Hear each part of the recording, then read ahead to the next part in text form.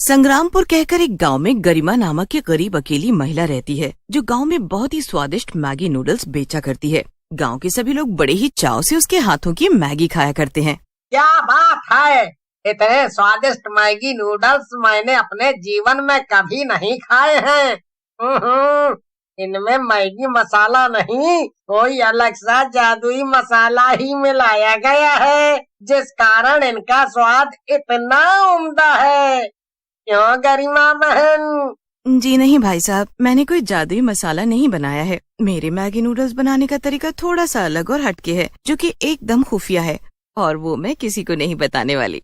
कोई बात नहीं, हम आपके ठेले पर हर रोज ऐसे ही मैगी खाने आया करेंगे। आप बेफिक्र रहिए। जी ठीक है। दिन हो या रात, गरिमा के ठेले पर हर समय ग्राहकों का आना जाना लगा ही रहता है। उस गांव का सरपंच विक्रम सिंह एक घमंडी और क्रूर आदमी होता है। एक रोज जब उसका बिगड़ैल भाई युवराज सिंह गांव में कुछ दिन रहने आता है, तभी भाई अब जब मैं आ गया हूँ तो आपने कोई पार्टी शार्टी का प्रबंध नहीं किया क्या?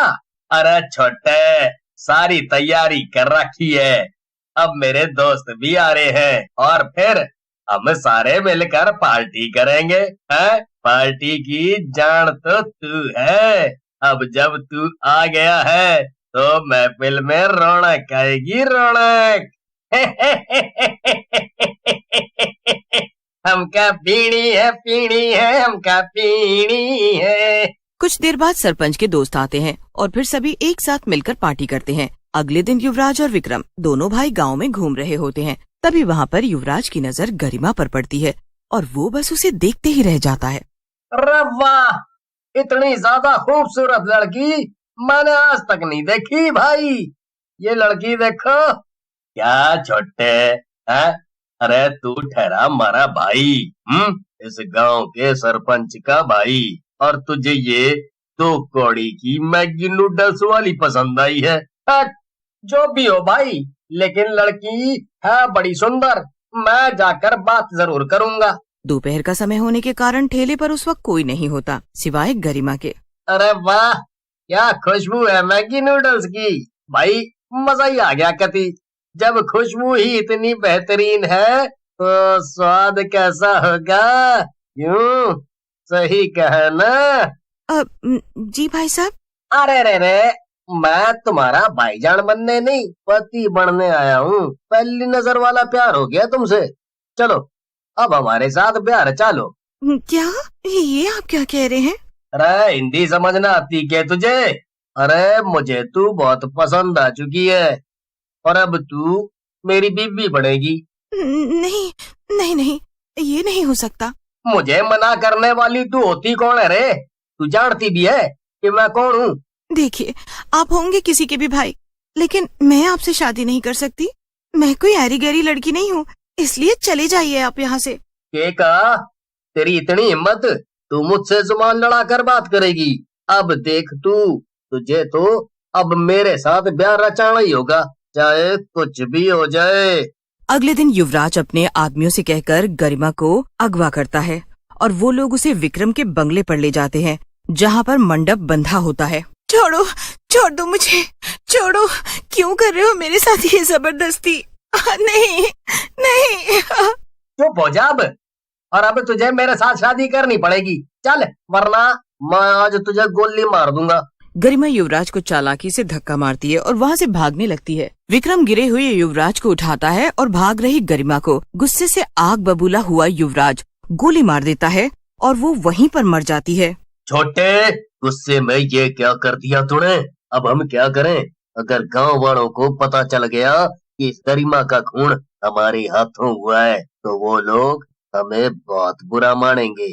पूरे गांव की नजर में मैं बहुत अच्छा हूँ। इस एक हादसे से मेरी इज्जत खराब हो जाएगी। भाई आप उस सब की चिंता नहीं करो, मैं अभी इस गरिमा की लाश ठिकाने लगा देता हूँ। चलो रे आदमियों। वो लोग समय रहते ही गरिमा की लाश ठिकाने लगा देते हैं और उसे जंगल में एक जगह गाड़ देते हैं। और गांव में अगले दिन जब सभी गरिमा के ठेले पर इकट्ठा हो जाते हैं, तभी वहाँ पर सरपंच का आदमी आकर कहता है, अरे बेवकूफों, क्यों भीड़ जमा कर रखी है तुम सब ने यहाँ पर? अरे भाई, हम गरिमा के आने का इंतजार कर रहे हैं। तुम्हें पता नहीं क्या, वो यहाँ पर मैगी नूडल्स बेचती है। तुम भी रुको यहाँ, फिर तुम भी खाकर जाना। दुनिया की सबसे बढ़िया मैगी नूडल्स बनाती है गरिमा बहन। अरे जिस गरिमा का तुम सब इंतजार कर रहे हो, उसे सरपंच साहब ने इस गांव से निकलवा दिया है, वो भी रातों रात। सरपंच का आदमी उसके पास जाकर उसे ये खबर दे देता है। विक्रम और युवराज दोनों लालची होते हैं। दोनों गांव वालों की नजरों में झूठ मूठ में अच्छा बनते हैं, लेकिन गांव में कोई तरक्की नहीं कराते। ना ही ठीक से पानी की सुविधा होती है और ना ही दवा खाने की। मरने के बाद गरिमा अब एक चुड़ैल बन जाती है।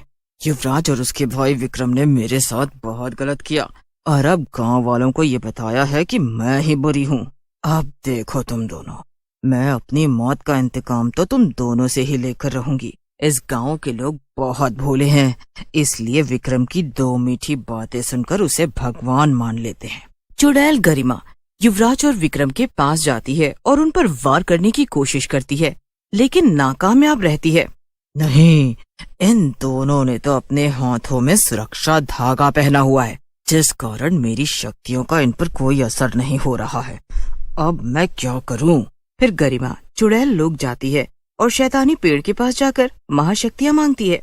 हे शैतानी पेड़, आपको तो पता है कि मैं गलत नहीं थी और अब मुझे अपनी मौत का बदला लेना है, लेकिन मैं कैसे लूं?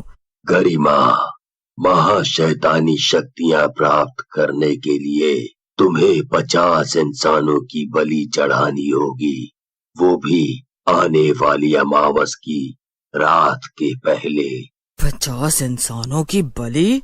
नहीं नहीं शैतानी पेड़, मैं ये गुनाह नहीं कर सकती। मैं बेकसूर लोगों के साथ गलत नहीं कर सकती। मैं उन्हें नहीं मार सकती जिन्होंने मेरे साथ कुछ गलत नहीं किया है। मुझे बस उस सरपंच विक्रम, उसके भाई युवराज और उनके आदमियों का खात्मा करना है, खात्मा। मैं बाकी चुड़ैलों की तरह नहीं हूँ शैतानी पेड़, मुझ में दिल है। गांव वालों ने मेरा कुछ नहीं बिगाड़ा है। अगर तुम अच्छाई की मूरत बनकर रहना चाहती हो तो फिर तुम कभी भी अपने कातिलों को मार नहीं पाओगी।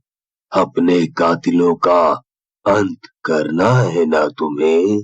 हाँ करना है, पर किसी और को तकलीफ पहुंचाकर नहीं शैतानी पेड़। गरिमा वहाँ से चली जाती है।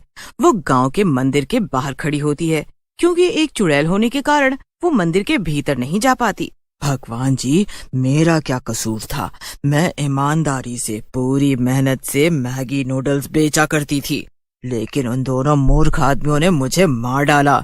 युवराज ने मुझसे जबरदस्ती शादी करने का प्रस्ताव रखा। मेरे साथ इतना अन्याय हुआ और आपने ये सब होने दिया। ये आपने सही नहीं किया भगवान जी। गरिमा रो ही रही होती है कि तभी मंदिर में से एक अलौकिक रोशनी उजागर होती है और वो सीधे गरिमा के ऊपर जाकर गिरती है, जिसे देखकर गरिमा आश्चर्यचकित हो जाती है। तभी अचानक से गरिमा एक इंसान में बदल जाती है और उसके पास अब दैविक शक्तियां आ चुकी थी। आपका बहुत बहुत धन्यवाद भगवान जी। मैं जानती हूँ आप अपने भक्तों के साथ कभी कुछ गलत नहीं होने दे सकते। गरिमा गांव में जाती है, जहाँ पर युवराज और विक्रम दोनों भाई लोगों की नजरों में अच्छा बनने के लिए उन्हें भाषण दे रहे होते हैं। अब तू क्या, कोई भी मेरा बाल बांका नहीं कर सकता, क्योंकि मुझे स्वयं भगवान जी ने चुड़ैल से इंसान बनाया है और साथ ही दैविक शक्तियां भी दी हैं। अब तुम दोनों का खेल खत्म। तुम दोनों ने न सिर्फ मेरे साथ अन्याय किया है, बल्कि पूरे गांव के पैसे खाकर तुम सब उनके साथ भी अन्याय कर रहे हो, झूठे वादे और दिलासे देकर। गांव वालों, अब इन दोनों को छोड़ो मत। इन दोनों को इनके किए की सजा हमें देनी ही होगी। गांव वाले एक साथ मिलकर विक्रम और युवराज को खूब मारते हैं और गरिमा उन्हें और उनके आदमियों को अपनी शक्तियों से मार देती है। इसी के साथ उसका बदला पूरा हो जाता है और उस दिन के बाद वो गांव में फिर से मैगी नूडल्स बेचती है। इस तरह अब गरिमा सबके दिलों में जगह बना लेती है और अंत में बुराई पर अच्छाई की ही जीत होती है।